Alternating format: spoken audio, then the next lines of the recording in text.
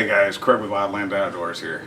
Today I wanted to talk to you about communications, uh, just the basics. I'm going to go over some stuff. Uh, in the next video I'm going to get into showing some examples of different radios and stuff. I got some notes here, so don't mind if I'm looking over and seeing stuff. One thing I hear a lot on the internet from a lot of keyboard cowboys and the like is, oh, go get a ham radio. Having a license isn't going to matter, and shit hits the fan, or whatever. Well, that's true. Whether or not you have a license isn't really going to matter at that point in time. Whether or not you know how to use your equipment is what's going to matter. So let's start off. Let's talk about this. For general purposes, there are 4 different types of radios. You have your FRS, your Family Radio Service radios. They usually come in FRS, GMRS. They're the little handheld blister pack radios you can get at Walmart, Dick's, Field & Stream, Bass Pro, Cabela's. They say, oh yeah, they'll reach 30 miles. No, they won't. 30 miles is basically flat over water, perfect conditions. You might. I think I've got in the city, I think having my kids take them with them when they've gone on bike rides, I think furthest I've gotten is maybe a mile. The next step up from those, you got your actual just straight GMRS, your General Mobile Radio Service.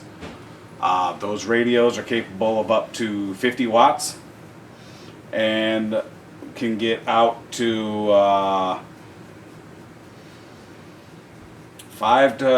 roughly 5 to 25 miles ish.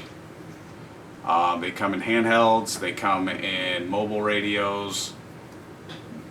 They are definitely a step up from the FRS, GMRS radios, especially when you get into mobiles and you get into that 50 watt range. You can start getting into GMRS repeaters, which will get you out even further. They do require a license, though. It is currently I believe it is a $70 fee for a 10-year license. However, the FCC is reducing the cost of that fee to $35.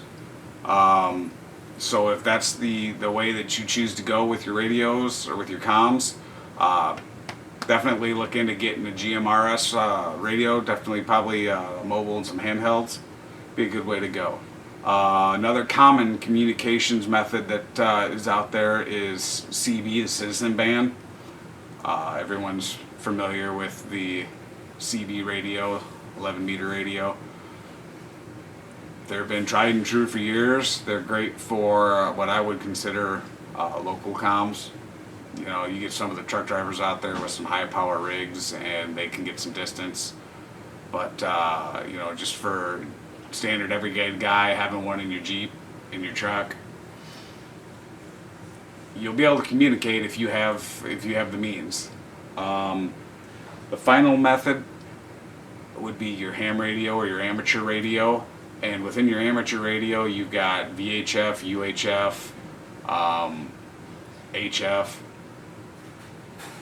You've got different types of radios for different purposes, and that will reach different distances.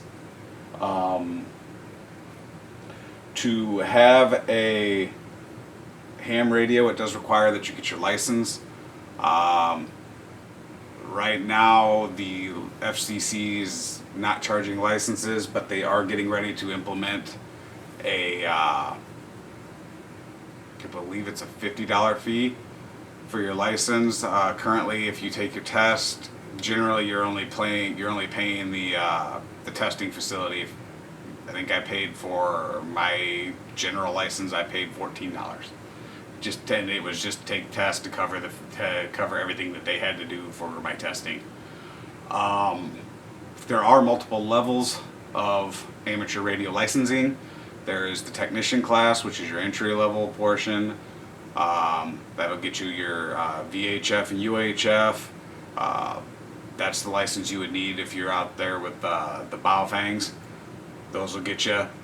Then the general license steps you up to being able to use HF. You can get into some pretty powerful rigs that way with that. And then there's the amateur extra. That's the next one I'm going to work on at some point here in the near future. I think I'm going to play around with my general for a little bit, and then I'll get into that. But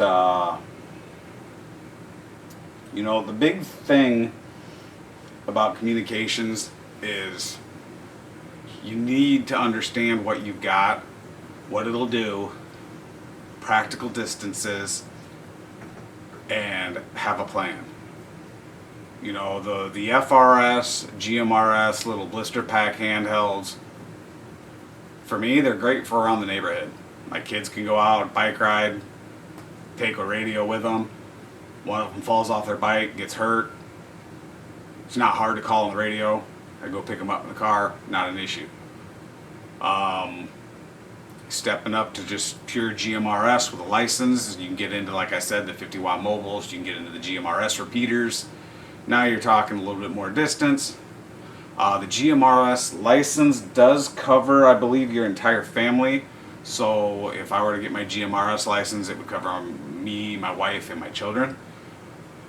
So gives you a little bit more range, I'd say maybe citywide, depending on the size of the city that you live in, and depending on the terrain. I give a lot of this for comms is all based on terrain. Here in the Midwest where I live, cornfields as far as the eye can see once I get outside the city, so my radios work better than most. CB, you know, again, that's, you know, maybe citywide. You get some pretty good distance with the CB. Once you get into amateur radio, the world is your playground, quite literally. Depending on what bands you can get on, what your license allows, you can quite literally talk around the world. So just kind of something to think about, a little intro into communications, and, you know, just to get you thinking about the different types of communications that are out there. And, you know, if you've got some FRS radios, use them, learn them. You know, if you've got kids that you're sending out on a bike ride, go out in the car, figure out where a mile's at, figure out where a mile and a half's at, where's 2 miles at. Let your kids go out and go for a bike ride. If they don't want to do that, if it's just you and your spouse, you and your girlfriend, figure out where those distances are. Have them drive a mile out. Can you still communicate? Drive 2 miles out. Can you communicate? Test what you got. Understand what you got. Learn it. You know? Then if you decide, hey, look, you know, these FRS, GMRS radios are great, but I think I need a little bit more power, you know, a little bit more range in case something happens, well, you have choices. You know, you can go GMRS, pay for your license and be done, no testing. Or you can get into amateur radio and you can get your tests out of the way and go ahead and extend your distance out quite a bit. You know, you can still stay, you know, depending on the radio, you're still limited in distance, but like I said, you know, depending on your license, the world's your playground. So guys, just go ahead and start thinking about your communications, think about your needs. What are you going to use them for, you know? Are you using it to just keep in touch with the kids when they're out on a bike ride? Are you worried about, okay, what happens if the power goes out and my cell phone dies? Are you worried about natural disasters and what's going to happen if I don't have communications for a week, 2 weeks, 3 weeks? How's my family going to know I'm okay?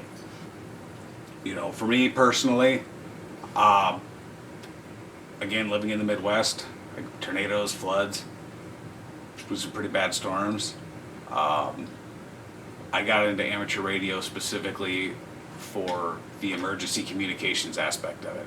I want to be able to reach out to my family and let them know, hey, we had this storm roll through, I'm okay, we don't have power, my phone is dead, you know, I'll be checking in here, checking in there.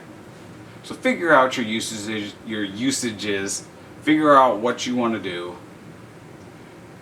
Make sure you comment down below. I will gladly get into a conversation with you. Share whatever I've got for information. Point you to some sources of even better information. Let's go ahead and get that conversation started, because it's never too early to discuss comms, because you never know what's going to happen. So guys, this is Craig with Wildland Outdoors telling you, train with what you got, and we'll see you in the next one.